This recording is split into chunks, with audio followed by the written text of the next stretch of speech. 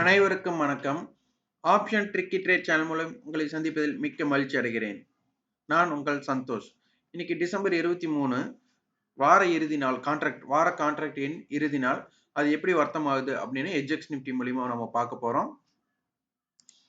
இப்போ பார்த்தீங்கன்னா எட்ஜெக்ஸ் நிஃப்டி வந்து 17,078 அப்படிங்கிறது வந்துட்டு வர்த்தகம் ஆயிட்டு இருக்கு. இது ஜனவரி கான்ட்ராக்ட் அப்படிங்கிற இடத்துல வந்துட்டு பார்த்தீங்கன்னா 17,079 அப்படிங்கிறது ஜனவரி கான்ட்ராக்ட். அப்போ கிட்டத்தட்ட நம்மளுக்கு மார்க்கெட் வந்துட்டு ஒரு கேப் அப் அமையுது 17,138 அப்படிங்கும்போது ஒரு நல்ல ஒரு கேப் அப் இருக்கிறதுக்கு வாய்ப்பு இருக்கு. ஒரு 50 to 70 புள்ளிகளுக்கு மேல கேப் அப் தென்படுகிறது. அப்போ ஃபியூச்சர் அவங்க எப்படி வர்த்தகம் ஆகிறாங்க, ஃபாரின் வேற வேர்ல்டு மார்க்கெட் எப்படி நடக்குது அப்படின்னு பார்க்கலாம். டவ் ஜோன்ஸ் அண்ட் நாஸ்டாக் வந்து ஃபிளாட்டா இருக்கு.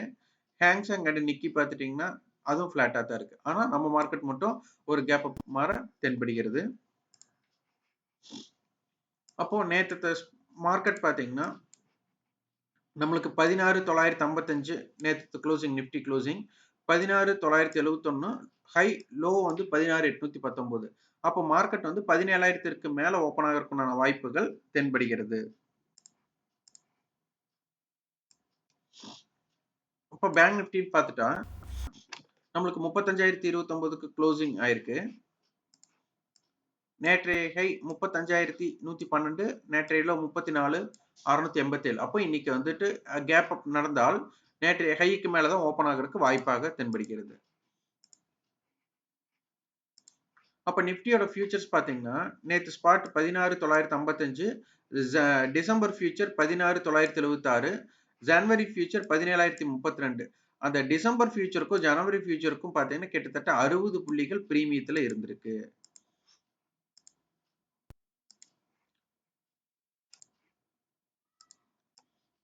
இது பேங்க் நிஃப்டி ஸ்பாட் பாத்தீங்கன்னா 35,029, டிசம்பர் ஃபியூச்சர் பாத்தீங்கன்னா 35,155, ஜனவரி ஃபியூச்சர் பாத்தீங்கன்னா 35,299. கிட்டத்தட்ட பாத்தீங்கன்னா ஒரு 270 புள்ளிகள் பிரீமியத்துல இருக்கு. ஏன்னா டிசம்பர் ஃபியூச்சர் நம்மளுக்கு நெக்ஸ்ட் வீக் முடிய போகுது, இன்னொரு 5-6 வருஷத்துல முடிய போகுது. அப்ப அடுத்து வந்து ஜனவரி. அப்ப ஜனவரி ஃபியூச்சர் ஏன் அவ்வளவு பிரீமியத்தில் இருக்கு அப்படிங்கறத நம்ம யோசிக்கணும்.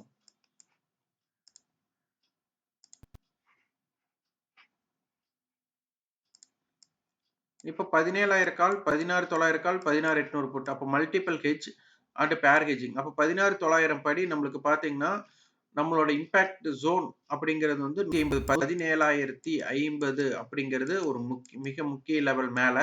ஸோ அதற்கு தகுந்த மாதிரி நம்ம வியாபார அமைப்பை பயன்படுத்திக்கணும். இல்லைன்னா 16,750 இதுதான் நம்மளுக்கு அடுத்து நம்மளோட impact zone and volatile and இந்த ஜோன் உடைக்கிற ஜோன் எதுனா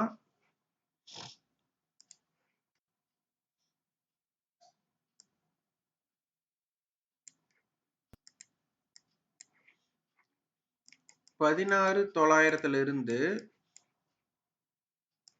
17,020. இந்த ஜோன் தான் வால்டைல் ஜோன். இந்த ஜோன்ல இருந்து நம்மளுக்கு இந்த ஜோனுக்கு அப்புறம் எப்படி ட்ரேட் நடக்குது அப்படிங்கிறது முக்கியம். ஒன் சைடு மார்க்கெட் ஆகும்னா இதனை கடந்தால் மட்டுமே ஒன் சைடு ஆக முடியும். இதனை கடந்தால் மட்டுமே ஒன் சைடு ஆக முடியும்.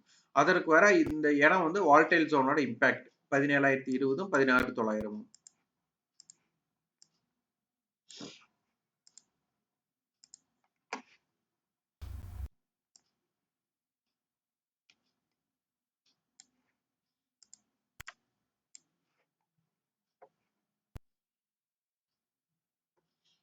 $34,850 இருந்து 35,250.